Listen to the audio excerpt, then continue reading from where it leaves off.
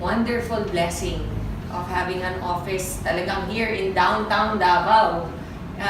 The company has only been open 6 months and yet we're all the way in Mindanao na. Can you imagine? Yes. Grabe si Lord, nakakalula. In fact, nag-uusap kami ni Ana kanina, nandun kami nagpipicture kami sa malaking sign nyo. And sabi ko, grabe best, nakaka-proud. Di ba? Sobrang overwhelmed. Iyakin talaga ako. Pasensya na kayo. Nakaka-overwhelmed talaga na. Ilan years na ba tayo nagkakilala, Bes? 2014. 2014. In 2014, nasa ibang company kami. Ang dami namin hinanakit. Alam niyo yung mga gano'n na pinagdaanan and everything. Pero, totoo pala yung sinasabi nila sa Bible na yung baptism of fire. Thank you, Bes. Di ba yung kailangan dumaan ka talaga minsan sa hard times para ma-appreciate mo rin. Eventually, yung pagdating nung lahat ng blessings ni Lord. Yes. At huwag mong i-take for granted. Yes. Mag-share lang ako ng konti. Sorry ha, sobrang emotional talaga. Ay! Woo! Time out!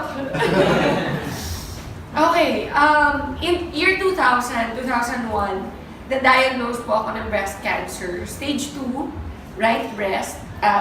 Nakikita niyo, buo na ulit. Pinabelo ko na yan. And in 2001, stage 2 ako, I had to remove a large part of my right breast kasi nandun yung tumor. And sinabi po sa akin na cancerous siya. And 30 years old pa lang ako noon. So ang feeling ko, ang bata-bata ko pa, mamamatay na ako. Diba? Alam niyo siguro yung fear, lahat tayo meron tayong fears. Pero yung, imagine niyo na lang yung worst fear niyo, i-magnify niyo by 1,000,000%. Ganon siguro yung dumating na fear sa buhay ko. And yet, at the time, because I was already Christian, which is why it's so important na talagang may relationship tayo kay Lord, is because pag dumating yung mga pagsusubok sa buhay natin, kahit na meron possibility na we won't make it, diba? There's a possibility na kunin na nga tayo ng tuluyan ni God, at least meron kang peace of mind deep inside na kahit ano pa mangyari, alam mo kung saan ka pupunta. Alam nyo, that gives you so much peace. And in spite of all the fear and all of that, talagang nagpursige. I prayed so hard. Sabi ko, Lord, kung trial lang to, kung may dahilan ka, kung may purpose ka para sa akin, why I am going to go through this journey, kasi everyday naman sa buhay ng tao is a journey until makarating ka na sa iyong dapat puntahan, which is either heaven or hell. Diba? And for us, hopefully, it is heaven, all of us. And during that journey, I prayed so hard that He would show me the reason why He allowed that to happen in my life. And that is when, after my first chemotherapy, where I lost all my immune system, ang average po ng immunity ng white blood cells sa katawan ng tao is between 15 and 20,000. Ang akin po, bumagsak ng negative. As in, walang-wala na. Ubos. In fact, so much so na kapag may pumasok na nurse na may sipon or nanggaling sa isang restaurant na meron siyang hinawakan na bagay na may virus or whatever, pwedeng ipasa sa akin, for sure I'll die. It was that bad, my immune system. Naka-reverse isolation po ako sa hospital, which means naka-bubble. Yung kama ko, naka-plastic siya. So, bawal kahit anong virus na makapasok po dun sa room ko. Kasi my health was so detrimental na even somebody na kakatawa man na nagkulangot sa labas at pumasok sa kwarto ko, pwede na akong hawaan ng whatever virus at mamatay ako. It was during that time that I begged my doctor to allow me to have a laptop. Kasi, imagine niyo, kunyari, itong stage na to, naka-cover ng plastic. Okay? At ako yung nasa loob, in a bed. Ano magagawa mo doon? Wala. Sabihin mo, can I borrow a book? The book, they don't know where it came from. So, they don't know kung may nag-handle na may virus. So, bawal. Can I watch TV? You cannot watch TV kasi, alam nga, ipasok nila yung TV sa loob ng bubble mo. So nothing, bawal lahat. Ang pinag-pray ko talaga, Lord, bigyan mo naman ako ng laptop. Kahit ano lang, para meron akong nagagawa sa loob. And they had to buy a brand new sealed laptop and give it to me inside. It was a nurse that came. She was naka-rubber outfit. Alam mo yung mga uniform ng nurse, di ba? Blue. Pero ito, yung nurse ko, naka-blue pa rin siya, pero rubber yung uniform niya. Okay? As in plastic na makapal. Yun ang suot niya. Pinasok niya, naka-seal yung laptop, binuksan ko. Fortunately, may outlet sa loob ng bubble ko. So, nakapag-laptop na ako. And that's where I started to research for myself. What is cancer? How can I help my immune system? Lahat ng kinocomplain ko sa doktor, alam nyo, pag nagkikimo kayo, may 100 problems that come with it. Sabi nila, chemo is supposed to cure your cancer. But they don't tell you that it kills your immunity. Okay? 100%.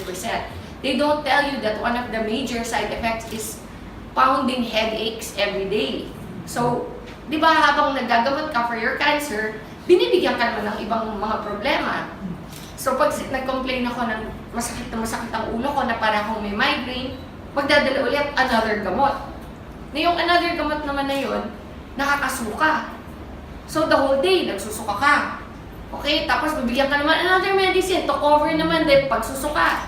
So, ano siya? Para siyang domino effect. Until I really thought, there has to be a natural way. Kasi puro gamot, puro pharma ang binibigay sa akin.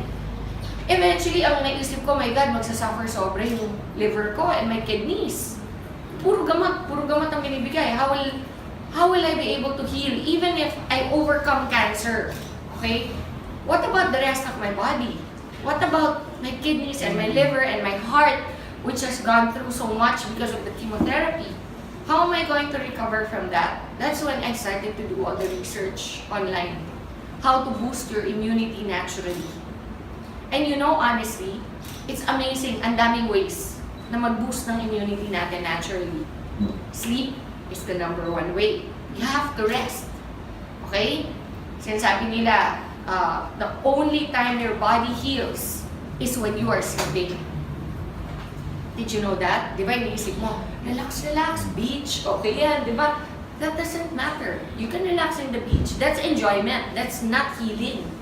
Healing is sleeping. It is so important. But there are other ways you can help with products like our barley. Ang daming product na pwedeng gamitin. But did you know, the number one in the whole world that God created Himself is barley. Okay? Kaya process of elimination, isa-isa kong ni-research yan. Imagine, I had 9 months in that bubble to discover what God really created. That is the best for our immune system. And during the time, you have to remember, di ko naman alam na someday I'll be standing in front of people like you. Ang purpose ko lang during the time is for my own healing. Yun lang yung focus ko na, okay, so kung ginagawa mo yung research and yung training of your own knowledge for yourself, it doesn't matter about anybody else at the time. Gusto ko lang mahila ko sa sarili ko. Okay, so that's how I focused my research. What will help me? You know, there's a saying, knowledge is power, correct? So you have to become knowledgeable. You guys this is now your business. Be knowledgeable. Don't take my word for it. Don't take the word of AM or ICA or you know, or anybody in the company that will speak to you and tell you about the benefits or whatever. Hear us, listen to us, pero afterwards, go and do your own research. Kasi knowledge nyo yan, and that is your power. And that is what I did. Through my own research and my own readings, I realized, isa-isa, malunggay, wow, taas ng ano niyan, healing powers niyan. Okay? Yung ampalaya, taas din ng healing powers niyan. Guyabano, wheatgrass, but above them all is barley. Above them all. It's so amazing kasi yung highest niya niyan, next to barley, is wheatgrass. And yet yung wheatgrass is only half as powerful as barley. Half! So everything else is below that. Berries are very high also. Okay? Pero the best way to boost your immunity is through barley. And so, since alam ko na kung anong barley, kung ano yung pinaka-best way to boost my immune system, next step, aling barley? Daming klaseng barley from all over the world. Okay, meron India, may China. Actually, barley can be grown in any cold country. May US, okay, everywhere. New Zealand. The best is from Australia. And only one place in Australia grows barley. Why? Because the weather, the soil, the way it is planted and harvested, the way it is treated in the plant, so that the integrity and the purity of the product itself, of the plant itself, is contained 100%. So pagdating po sa packaging natin, everything, until it gets to your table, until you open it and put it in your glass, it is still 100% there, as if it was the day they harvested it itself. That is how amazing our barley is. Now, how does barley affect people? We're not a pharma company. We don't do a million tests. We believe in what God says. He promises certain things, and try it. What have you got to lose? For me, I was already in the hospital. Nasa hospital na ako. Lahat ng sinasabi ng doktor, ginagawa ko na. Lahat ng gamot, tinetake ko. And yet, bakit? Hindi nila ako mapagaling the way nag-recover ako nung nag-barley ako. Yes. Kaaway ng mga doktor ang mga natural products. I have to be honest. Because they don't make money from natural products. That's the beauty of I Am. I Am has made it available to you so that you can make money from natural products. You know, during my first chemo, I was in that bubble. I was thinking already things like, pag namatay ako, kamusta kaya yung anak ko? Sino mag-aalaga? All the things that you don't think about when you're 30.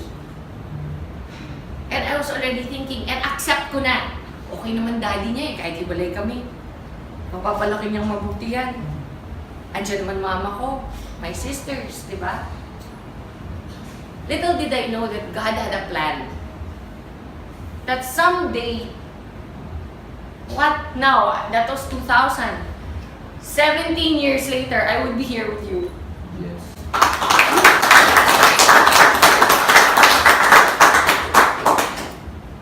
Iba magplano si Lord.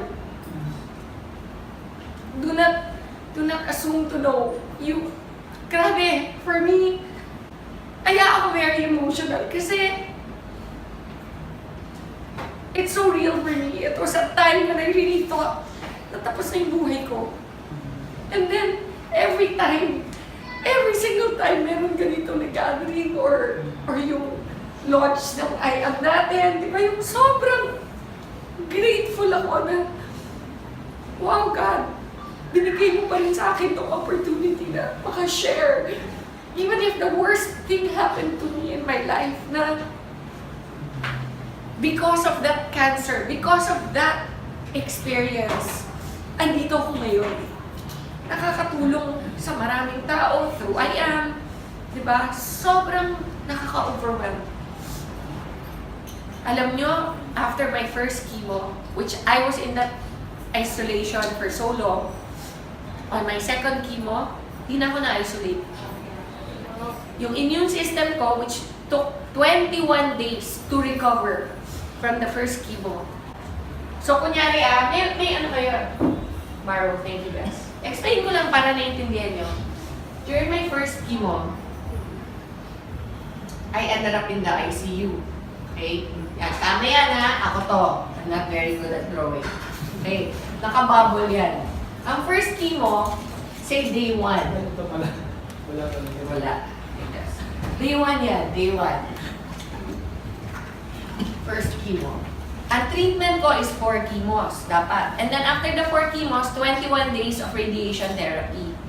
So on day 1 of my first chemo, the doctor already told me na You have to recover. Your white blood cells will be wiped out. It's natural, sabi niya. Your second chemo is 21 days from now. Within 21 days, your white blood cells have to be recovered. If not, we cannot give you the second chemo.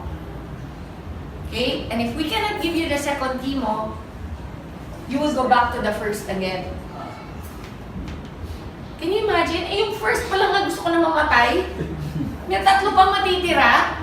Tapos pag disqualify, uulit. Makakailan ako. Yun yung nasa mind ko. So, kailangan talaga ma-hit ko yung 21 days. Parang parang hindi, parang quota sa kailangan ma-hit, mag-sapphire.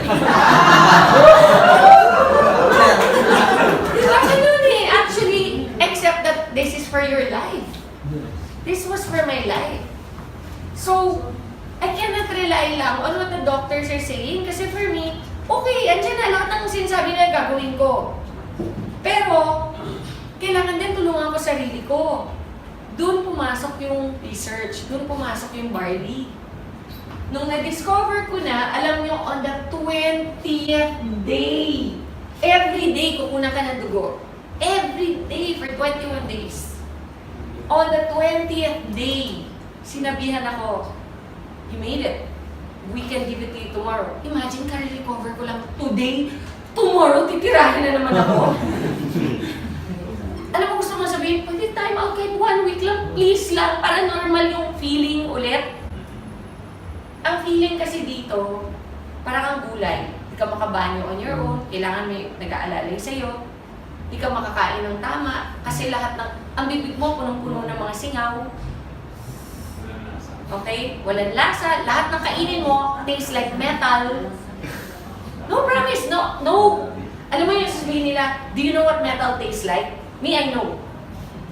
Kasi it ruins your taste buds completely. Alam mo my favorite things like chocolate, okay, Coke, yung mga ganyan. Di ba yung mga gusto mong kainin?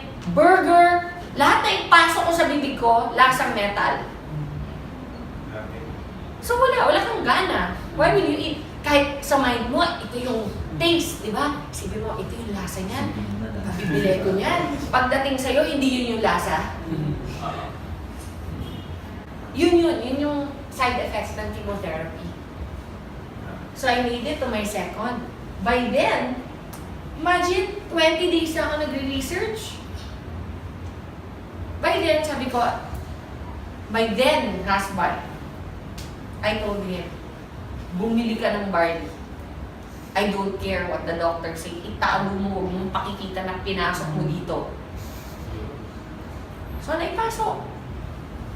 I kept taking it. Alam mo, on my second chemo, it took me 4 days to recover. Wow. 4 days! Kanina sabi ni Pichi, meron daw tao dito na nag-testify na nagtatago na siya. Na meron daw gallstones. Gallstones ba? Yes. Gallstones. And after 3 days of taking the barley, 4 days. 4 days, what happened? Lumabas. Ganun ka-powerful yung barley. There are people it takes years. There are some conditions that I had that took years to recover, but it still recovered.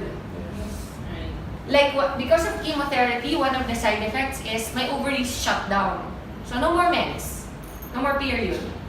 So, my doctor told me I'll never have children again. And I only had one child back then, si Lexi. She was only 6 when I got diagnosed. And when my doctor told me na I'll never have children again, parang feeling ko, okay na rin. At least I have one. But in the back of my mind, I was thinking, what if I get a recurrence in the future? Okay? What if next time I'm not so lucky?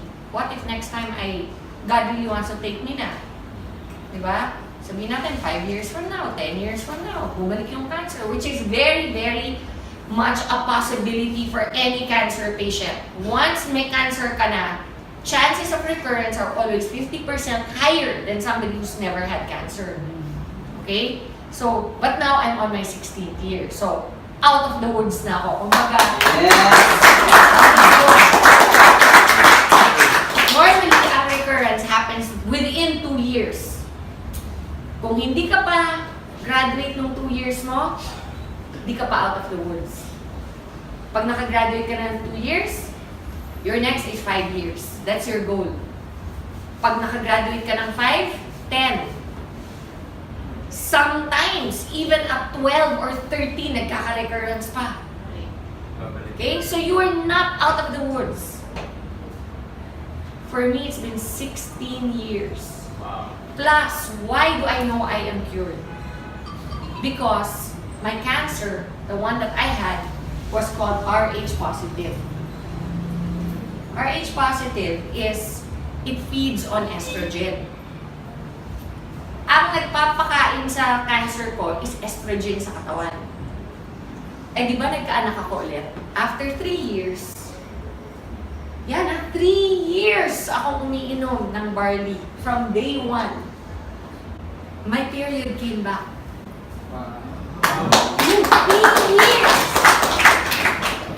So that just goes to show, some things it will fix in 20 days. Some things it will take years.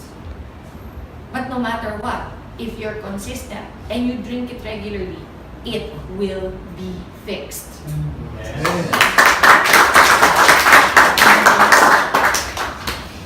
So on the 3rd year, I got pregnant and I have my son. During my pregnancy, all my doctors were going crazy. Nako, that's so dangerous. You have to have a medical abortion immediately. You have to do this, you have to do that. Nako, you cannot. You're a cancer survivor. Do you want to get cancer again? Yun yung sinasabi sa akin. Because nga, when you get pregnant, what goes up in your system? Estrogen. Correct? When estrogen goes up, I'm feeding the cancer. So whatever is dormant, whatever is sleeping in my system will wake up again. And it will be fed. And I will get it again. Yun yung fear. Even my mom, iniiyakan ako. Hindi daw ba sapat na pinadaan ko na sa kanya one time. At uulit pa ako. I'm so selfish. Lahat, I heard it all. You're a selfish person. You're only thinking of yourself. Lahat yan, sinabi sa akin. But you know, I knew, in my heart, I knew, God will not allow this if there's no purpose. Yes. And you know, now my son is 12. Imagine he's 12. What if I had an abortion? He'd not be here. You know? And he brings everybody so much joy.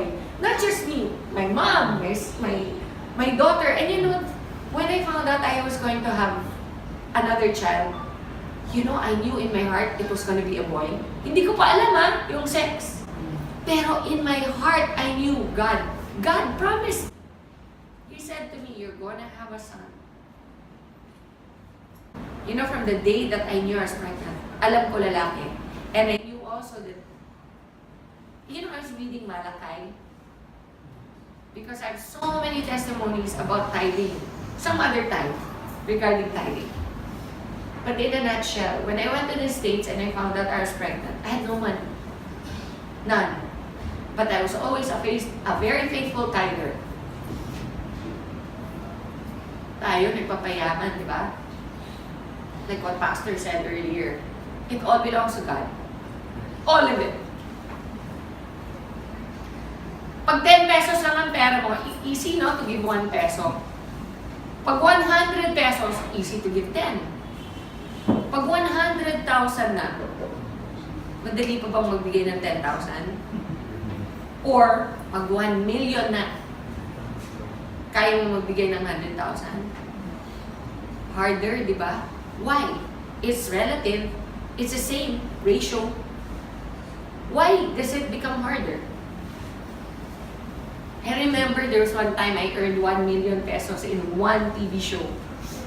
I went to church. Andun si Connie Reyes. Naka-ready na yung check ko ng tithe. Pero, hindi ko mabigay sa church. Sa Victory. Lumapit ako sa kanya, sabi ko, Connie, I made na the check. But parang I can't give it. It's heavy in my heart. Sabi ko, parang ang bigat ibigay.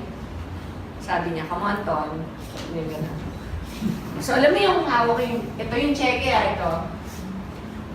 Here, Con. Baka mo.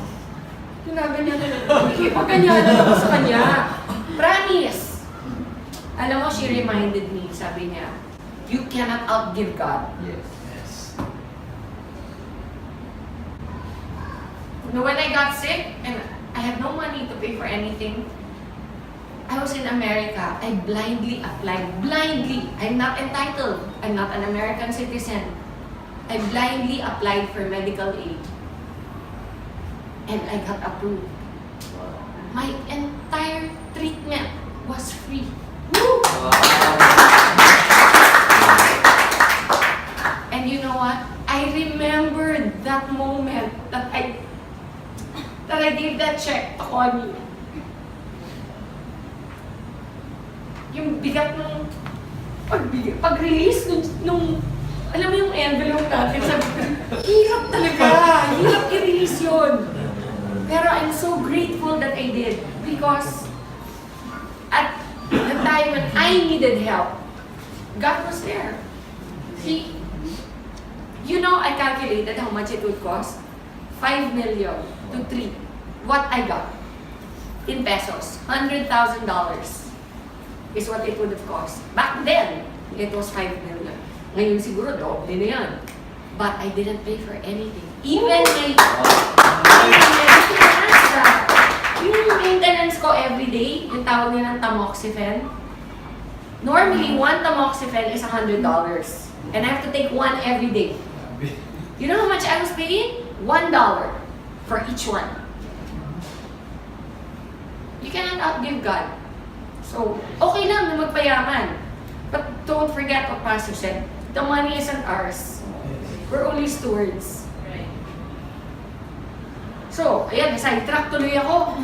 Okay, anyway, so because of the estrogen, everybody was fearful for me to get pregnant, but I had my son. And he's completely well.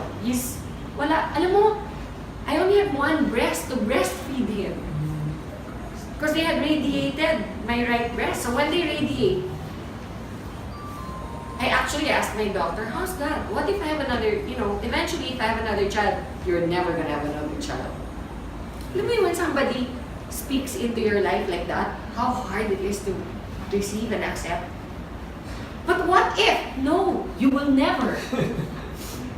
No, but I'm just saying hypothetically, if, don't do that to yourself. It's never going to happen. Ang kulit talaga. Alam mo yung, ganun ang demonyo eh. Ganun ang demonyo. Promise, they steal and they lie. They steal your joy. And you don't let them. And even though he probably was an atheist, I looked him straight in the eye and I said, I rebuke that in the name of Jesus. I will have another child. And when eventually I got pregnant, 3 years after, I was already here. I was so excited, I called him. My oncologist in the States, I called him. Hirap pa get through. The oncologists in America are one of the richest.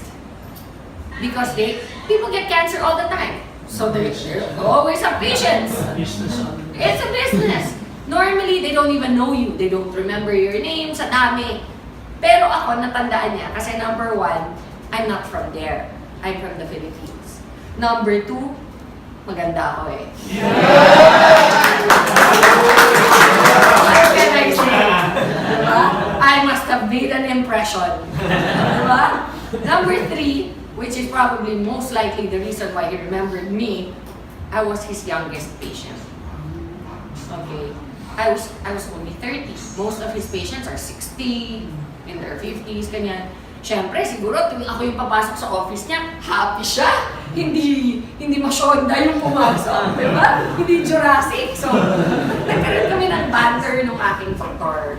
And I called him. When I called, I got his secretary, and the secretary said, "Oh, who is this, please?" Sabi ko, "This is Maritoni from the Philippines." "Oh, one moment, please." Ang bilis, sumagot yung doktor ko. Sabi ko, "Hi, Dr. Cooley, do you remember me?" Sabi niya, "How can I forget my beautiful patient?" Sabi niya, "What is something wrong? Are you having a recurrence?" Kasi normally, tatawag ka lang sa doktor mo kapag nagkaroon ka ng problema ulit, di ba? Sabi ko, "Oh, no, I'm perfectly fine, thank you very much. But I just wanted to call you because I remember how you told me I would never have a child again. And I just wanted to share the good news with you that I'm going to have another child." Those were my words, "I'm going to have another child." There's silence on the phone, no? And then he goes, "Well, you know what? I'm really glad you decided to adopt." Ganon siya ka-certain that I would never be pregnant again. So I said, no, Dr. Cooley, you don't seem to understand. I'm pregnant. Again, silence. Tagal. Are you there? Are you still there, Doc? Sabi niya, no, that's not possible. Sabi niya sa akin. Sabi ko, "No, Doc, I'm pregnant. And I'm gonna have a son." Kasi by that time, alam ko na, no, I was already mga 4 months pregnant. And he said, "Oh, no, wait, what did you do?" Sabi, "What did I do? Oh, I had sex."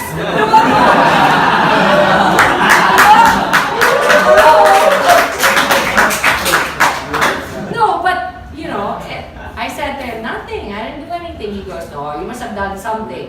So, siguro kala niya medical procedure or something. So I said, "No, I've been taking a supplement for a while, and it's called barley."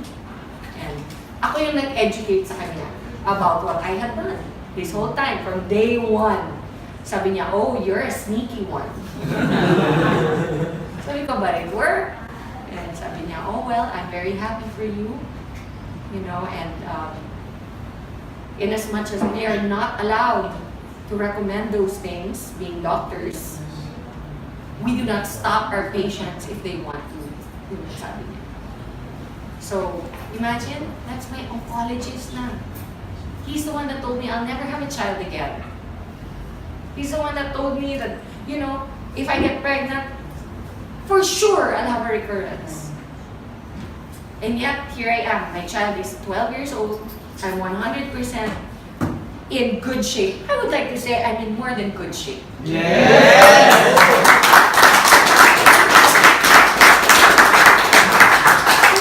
Sinishare ko lang to para malaman niyo kung saan nag-umpisa yung barley natin. It has come a long way.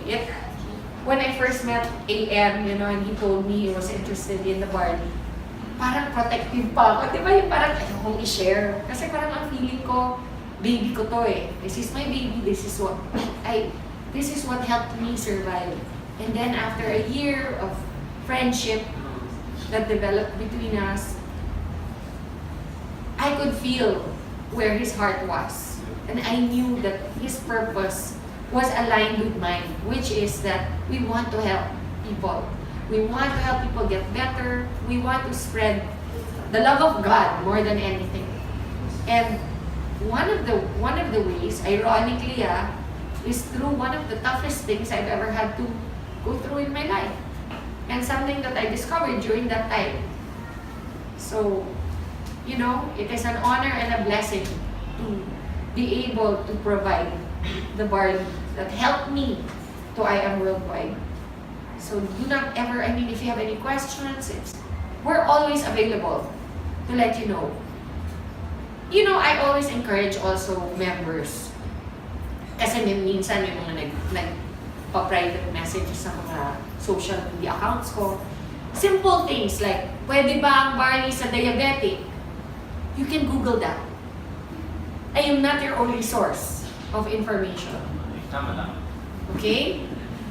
It is in the internet. That's why I am proud to tell you, grabe ang galing ng barley natin. Kasi hindi lang po sa akin dapat manggaling yung believe din nyo. Ako lang po ay testimony.